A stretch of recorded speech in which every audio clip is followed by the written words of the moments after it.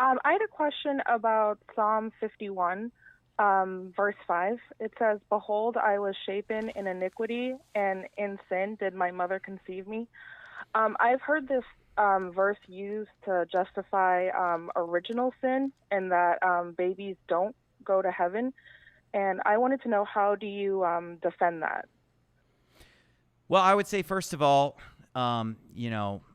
that in this verse, when it says, "Behold, I was shapen in iniquity, and in sin did my mother conceive me," that it wouldn't be referring to the child's sin, if anything. It sounds to me like it would be referring to the mother is in iniquity and in sin when she conceived. "Behold, I was shapen in iniquity, and in sin did my mother conceive me." So she's the one that's in sin, not him. That would be my first response to that. I don't believe in the original sin doctrine. And let me just explain that, because a lot of people are confused about what original sin means. Obviously, I believe that because Adam sinned, we are all sinners, and that sin nature has been passed on to all of us. Okay, so we're all born with a sinful nature, of course. But what original sin teaches is that God will basically punish us for what Adam sinned. Even if we don't have our own sins, he'll punish us for Adam's sins. And why this is important is because a baby in its mother's womb is not capable of sinning. A newborn baby doesn't sin, okay?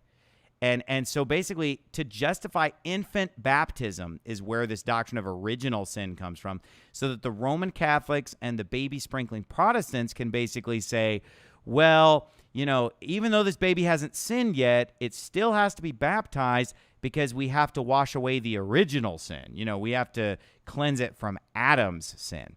And this is a false doctrine, not found in Scripture. How can a baby in its mother's womb actually sin? Especially if you're going to take this verse, "Behold, I was shapen in iniquity, and in sin did my mother conceive me," to say that the baby's like sinning as it's conceived. So this little cell that's multiplying into two cells is somehow sinning. That doesn't make any sense. I mean, you could interpret this verse to say that, he was conceived as a sinner or with a sinful nature, which I believe that we all have a sinful nature. But to say that we're being held accountable for Adam's sin is false, because of the fact that we are only accountable for our own sins. God does not hold us accountable for what Adam did thousands of years ago. Okay, that's just a justification for infant baptism. And which of the 10 Commandments could a baby in its mother's womb break? Can it steal? Can it kill? Can it commit adultery? Can it covet? It can't do those things. A newborn baby doesn't do those things. And the verse that I would point to, the real clincher, is in Romans 7, I believe, when Paul says, "I was alive without the law once, but then the commandment came and sin revived and I died." So I believe that babies are going to go straight to heaven if they die. If a baby dies in its mother's womb, or a young baby or toddler dies, they go straight to heaven. I don't believe that their spirit dies until when they get to the age of accountability, where they can actually understand right from wrong and understand the gospel and things like that, where they're old enough to understand those concepts. Because Paul said, "I was alive without the law once, but then the commandment came and sin revived and I died." So just like Adam and Eve were in the Garden of Eden, and they were in a state of innocence, and they did not know that they were naked. Also, little children that are 1, 2, 3, 4 years old, maybe even 5 years old sometimes, they have no clue that they're naked. They'll run around the house naked, and they don't even care because they're still in that state of innocence.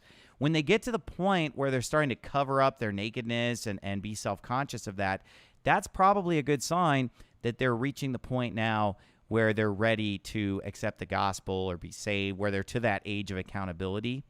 But before that, they're not. So this Protestant or Catholic doctrine that says, well, we have to baptize a baby to make sure it doesn't go to hell because of original sin, or make sure it doesn't go to limbo because of original sin, is an extra-biblical false doctrine.